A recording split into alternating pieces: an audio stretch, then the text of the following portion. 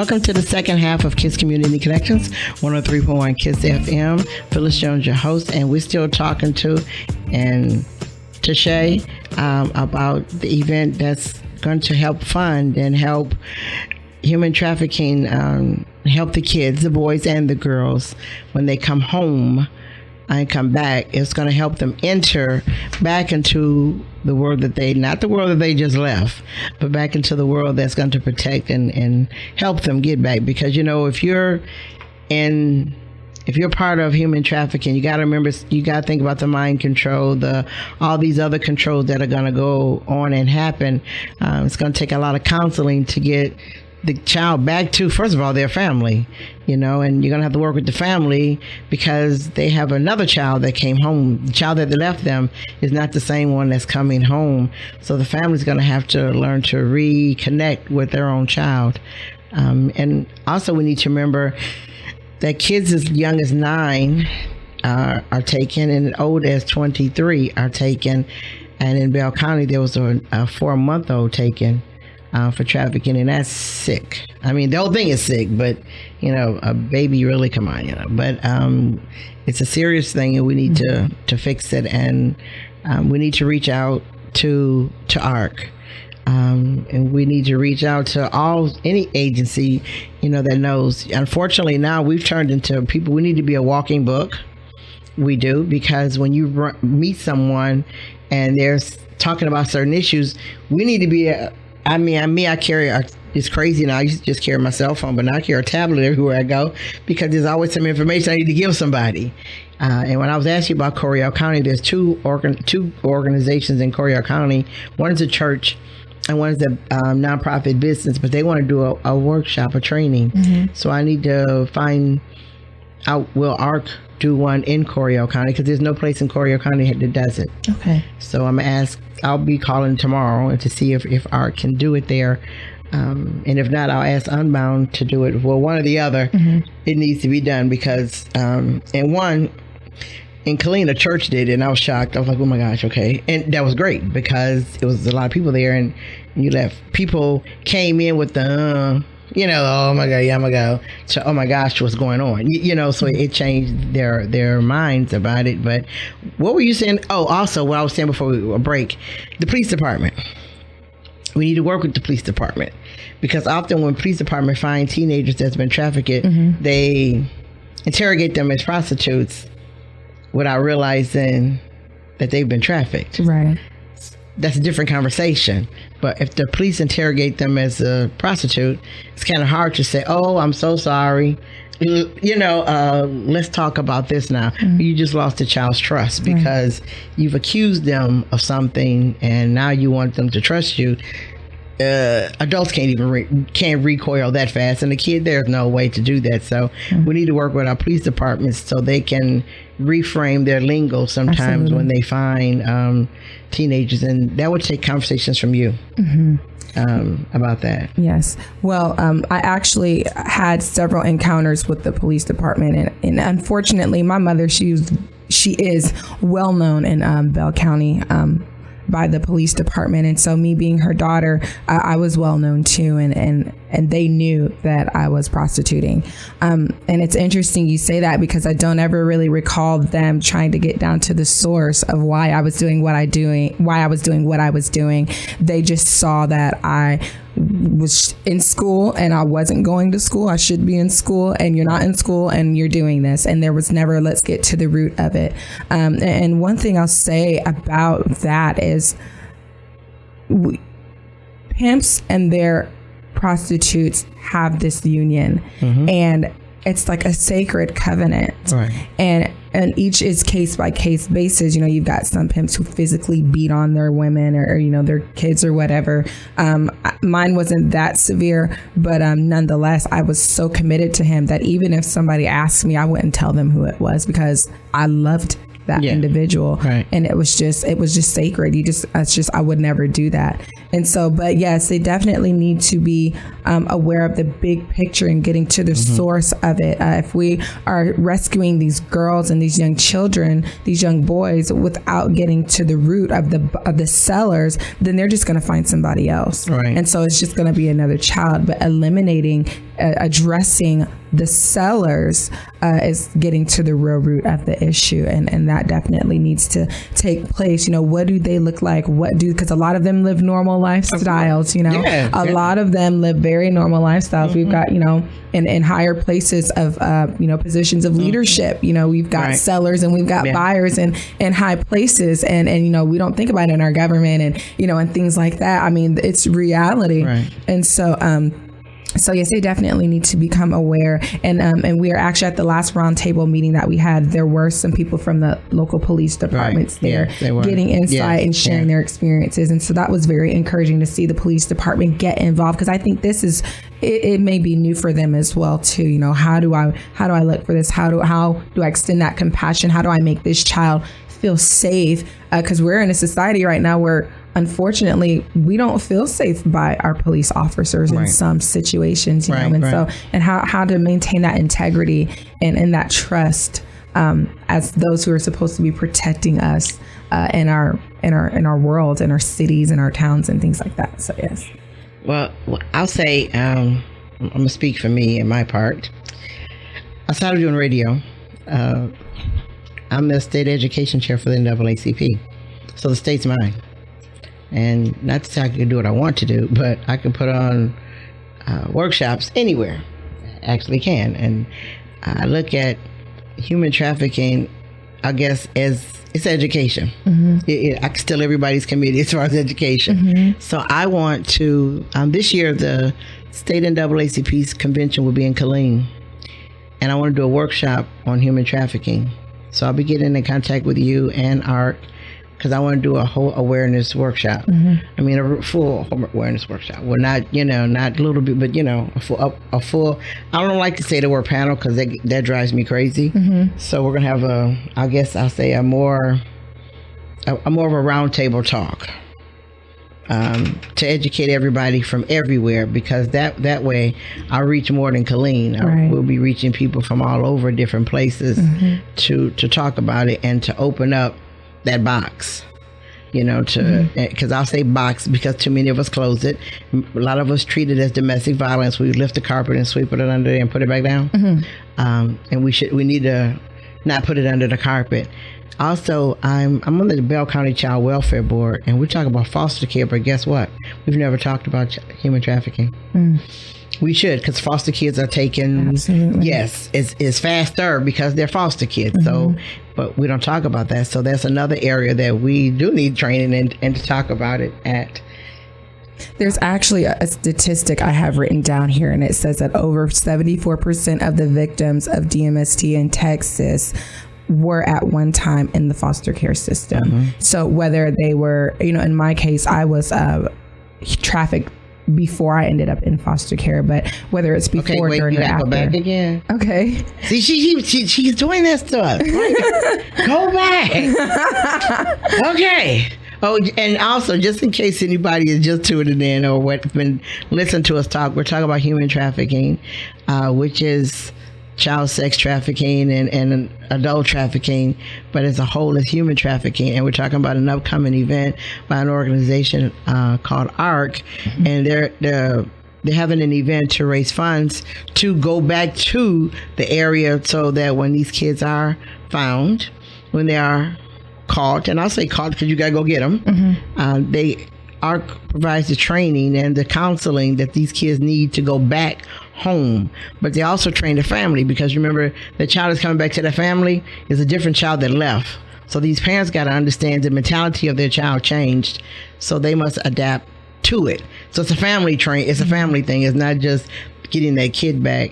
You got a child that's been seen and doing things that you have no clue what they are, who's going to talk about it sometimes, and you got to be able to go listen to, and I don't want to hear that right now. You got to be able to listen and understand where they were coming from when that happened. So it's a whole training thing for the family as far as well as the child. So A.R.K is holding an event to talk about it, and we're talking to Tashe, because I'm gonna get her name somewhere in there, and I'm gonna get it. But we're talking to Tashe because she's a member of A.R.K, and also she at one time was sex trafficked in Killeen. Killeen. Now, not, like I said, it's not Austin, it's not Houston, Killeen. You might say, really? Wow. Well, and guess what? I guess I would say if we go back right now, today, to the area that she was in, we'll probably find some more kids. But who's going to do that? Is anybody listening going to go check?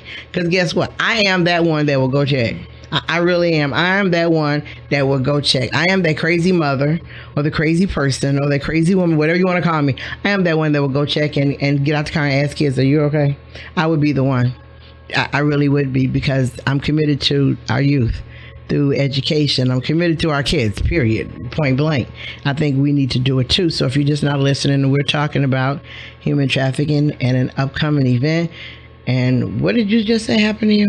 At 13 years old was when I was introduced, and not really introduced, because I was exposed to prostitution and things like that at a very young age, around the age of 7 or 8. And so, but at the age of 13 is where I met a man, and he became my pimp and I became his prostitute. And so, the term is, I was sex trafficked. Actually, I didn't even know that was a term till recently. I was a prostitute. That's what I did. But I was influenced to that lifestyle. It wasn't a decision I made on my own. I was taken advantage of and manipulated, and it was a very vulnerable situation. How did you get to foster care? So at the age of 13, I had stated earlier that my mother's definitely well known for her criminal history in Killeen, and as her daughter, I became well known. And at the age of 13, being a full-time street prostitute and dropping out of 7th grade to do that lifestyle, they were aware of my condition, what I was doing, and so they knew that I had no business there. And so one morning I got picked up by the police,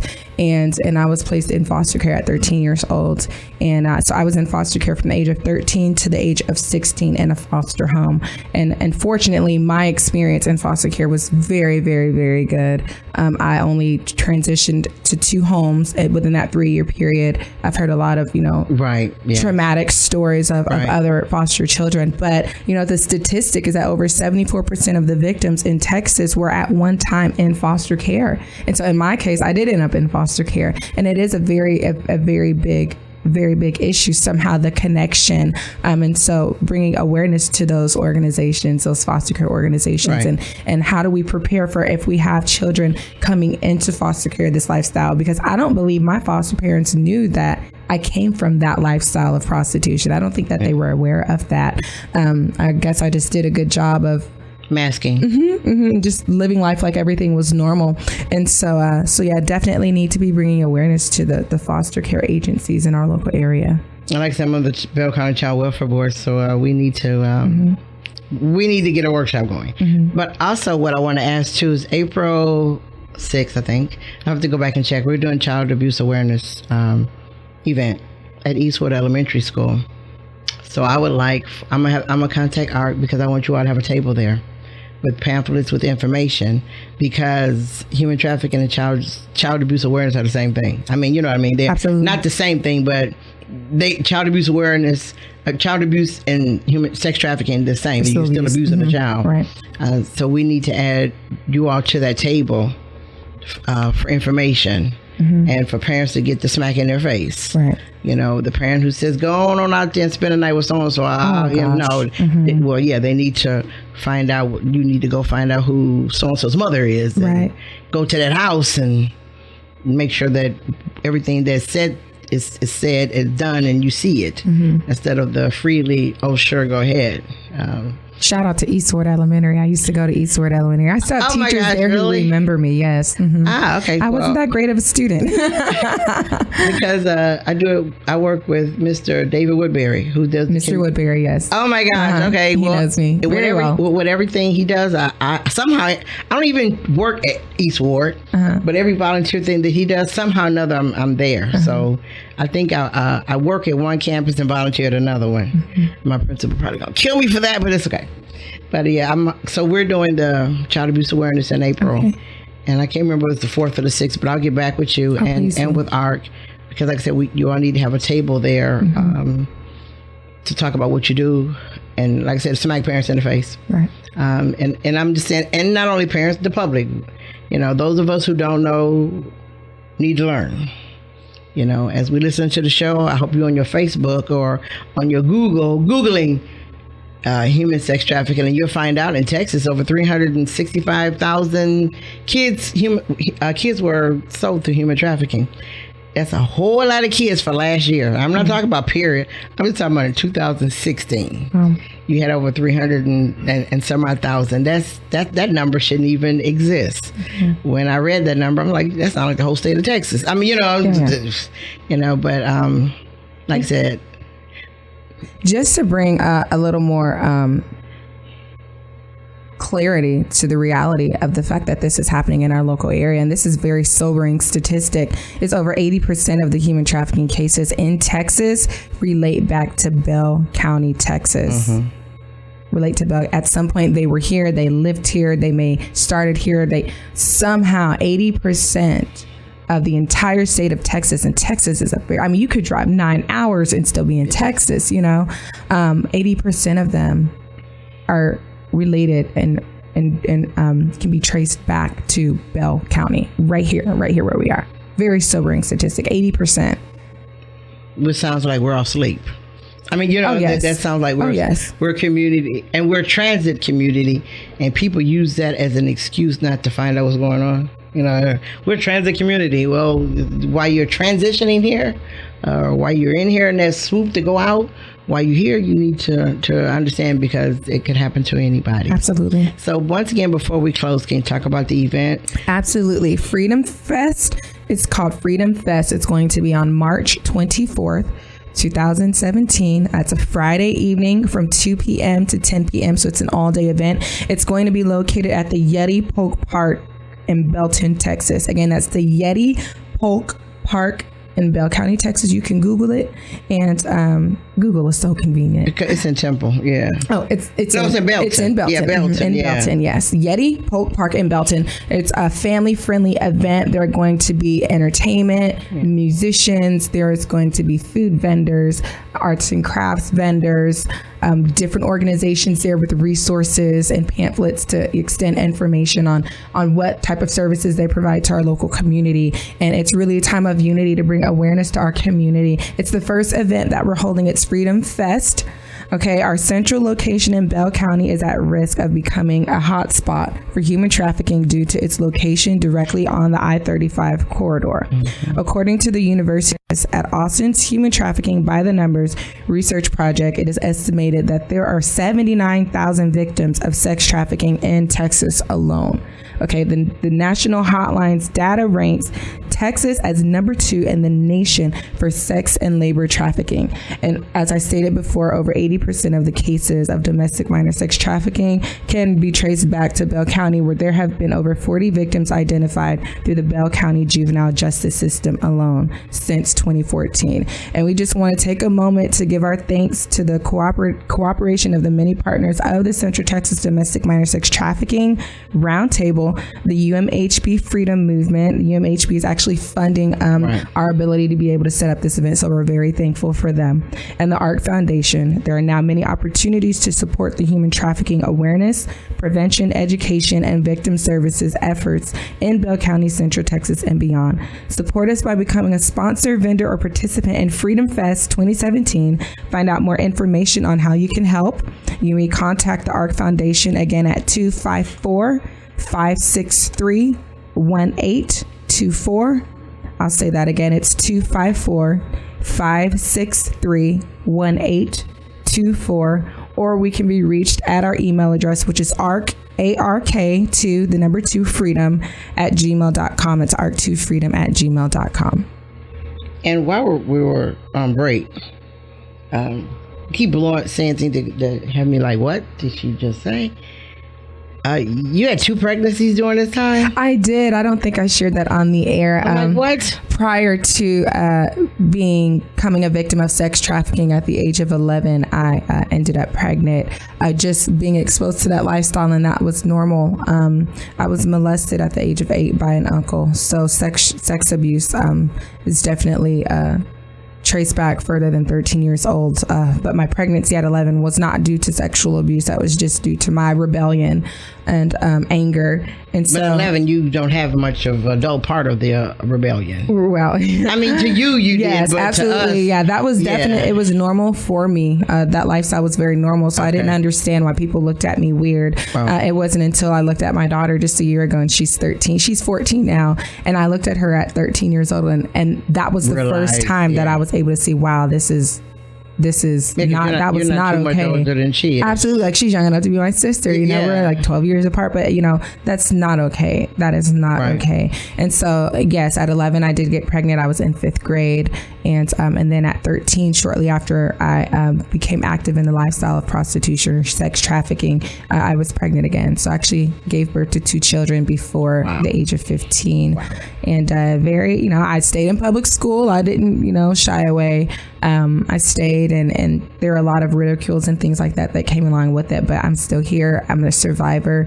I'm married now with 2 more children, and we just bought our home 7 months ago. And so I definitely live a completely restored life, a new life that's not who I used to be. So I'm very thankful that I'm not still in that lifestyle. So you've educated your children about? Yes, I have. I've been doing my best to. My older 2 children don't live with me. They do live in the Killeen area with other relatives, and my daughter, she lives with her dad's mother, and then my son, he lives with a friend of the family, and so they're here. My daughter, I just do so much to bring awareness to her and to help her to realize, you know, it's, you know, because sex is being promoted in elementary school. I mean, these kids are experimenting in 2nd grade, you know, 2nd grade and up. So middle school, like, that's all they talk about. You ask, what do y'all talk? We talk about sex, you know, and a lot of that roots back to the music that we're listening to. It glorifies and really exalts sex. And so helping them to realize, you know, that's not okay. Being pregnant at 11 is not okay. Right. And so I definitely have had my trials in life, but I stand on the other side of the greener grass, the other side of that green grass, with hope and joy and a new person. My name, I go by my middle name. My first name is Takira. My maiden name is Harris. So Takira Harris is my maiden name. And my street name was Kiki.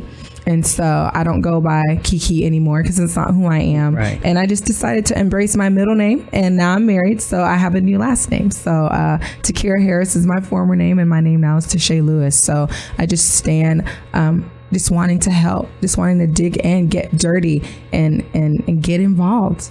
And that's what A.R.K is here for as well. Yeah. And that's what we need. And we all need to, if we're not a part of A.R.K, we need to mimic what A.R.K is doing. Absolutely. Because some of, you know, we don't all have to say, okay, I'm gonna go join them. You might not join them. Go get the training, but with the training, you'll be able to see things that you didn't understand you were seeing before. Right. Because I say we've all seen some kid taken, most likely, and just didn't realize what we were looking at. Oh, yes. Or the assumption of that's their parent or what, you know, we've seen things and we didn't know what we were looking at. So we just put a label on whatever we thought and moved on. But we need to now get trained so that when we see things, we start asking those other questions. Absolutely. You know, when you see something that looks weird, you might why? Kind of strange. Why did that happen? You know, we need to ask that. I know I was driving, and I don't know why, but going to work, and this girl who gets out of a truck, but she walks to high school, and I'm like, why couldn't the truck? To me, my brain is just saying, why she get dropped up over there to walk all the way over there when there's 2 huge parking lots on their school grounds? I'm like, why she get dropped over here and walk over there? Right. You know, and it might not be anything to it, but my brain is saying, so why? Right. Because the school has 2 big parking lots across the street, but she gets dropped off a little ways down in another parking lot to walk across a major street to go to school. That didn't make sense to me at all. I mean, because I would say if I was the parent, I'm dropping my kid off in front of the school, not 2 blocks away so they can walk. And so that looked weird to me. It might be okay, normal, but it looked weird to me. But, you know, when we see things like that, we need to address that or say something something and not just go, oh, well, you know, 'cause I got the license plate number to the truck. I got everything I need to because it just looks weird to me. Right. It doesn't make sense. And sometimes if it doesn't make sense, doesn't look right, it isn't right. But we need to open our eyes, see, we need to get trained. If you can't remember the information that you got this morning, Facebook me. Everybody know I'm myself, Phyllis Jones on Facebook, and I'll get the information to you so that we can be better armed and equipped to stop our human trafficking, to make it where it's so brought up and so broad we already know until the buyers and the sellers run scared and quit. We need to do that. This is the world we live in today, and if we don't take forth the effort to stop it, it won't stop. And you see now, we haven't taken forth much effort to stop it, and it is growing ridiculously. You know, and it's because we're not doing anything about it. So once again, open your eyes, get some knowledge, start fighting back. Watch children. I'm talking about watch them crazily, but I did, you know, but pay attention to kids. That child with the head down that you see, say, hey, how you doing? What's going on?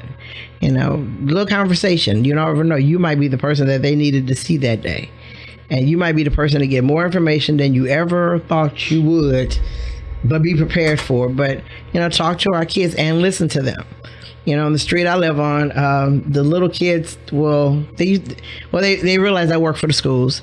And one day, one of the little girls, I was asking her how she likes school. She said, I don't like my teacher. And I said, well, you don't have to like her, but you do have to respect her and learn from her. I didn't know what to me, that was it, but it wasn't it, because now all the little kids will knock on my door and we sit in my garage and we talk about all kind of stuff. And we talk about all kind of things, but it came from just me telling her, you don't have to like your teacher, but you do have to respect her and learn from her. You know, and they're like, really? I said, well, I work with people in school and I don't like them, but I respect them. And I speak to them. They go, oh, okay. I said, so it's not about you got to like everybody, but you need to learn and respect. I didn't know that meant anything to her, but obviously it meant enough when she told the other little kids. So, you know, they've learned that they got to like and respect the teachers, but they don't, I mean, not like they got to learn from them and respect them, but you don't have to like, oh, I love my teacher, whatever. So, but we need to be involved. So I want to thank you for coming on the show this morning. Thank you for having me. And you'll be back because we need to learn. And I want to thank everyone for listening to KISS Community Connections 103.1 KISS FM. And I want you to always remember, you cannot lead a positive life with a negative mind. We'll talk to you next Sunday. Bye now.